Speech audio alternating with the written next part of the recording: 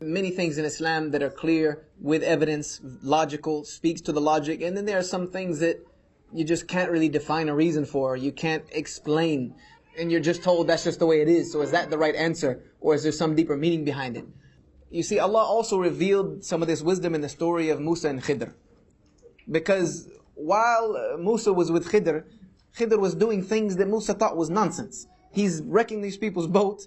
He's killing this boy. He's building a wall for these horrible people, which all at the moment in time seemed to be nonsense, illogical. There's no reason behind this.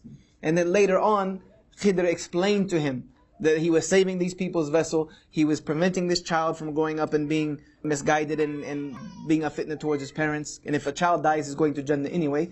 And this orphan had kept his treasure under this wall, which he did not want the people to find. So sometimes the wisdom of a matter is not fully understood, and may never be fully understood until the next life. You see, a lot of people disbelieve in religion because they say the world is unjust. The world is unjust. That's for people who have a very finite definition of life.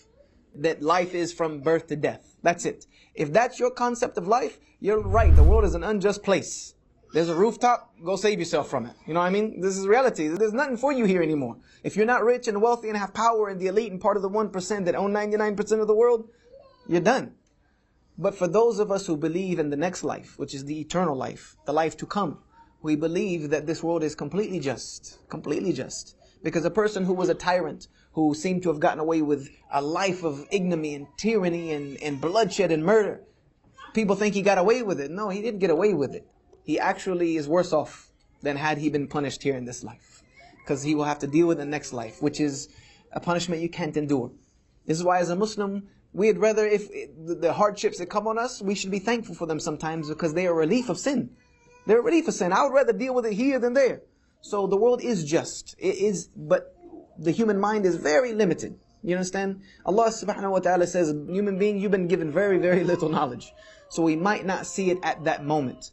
When you can't explain a matter, then we are succumbed to that's the way it is because it's in the wisdom of Allah. Allah is wise. He's just. There's a reason for it. I maybe can't understand it, but that's what it means to be Muslim, to submit. I submit to the will of Allah and whatever it is. Maybe I don't understand it now. Maybe 10 years from now I'll understand it. Maybe never to the day of judgment will I understand this matter. But I know that's the way it's supposed to be because Allah controls the affairs of all things. Therefore we leave it at that. Because you can't explain everything. Even if I ask you why does a Muslim pray 5 times a day, not 7 or 3 or 6. We don't know. There's a wisdom behind it. We just don't know what it is.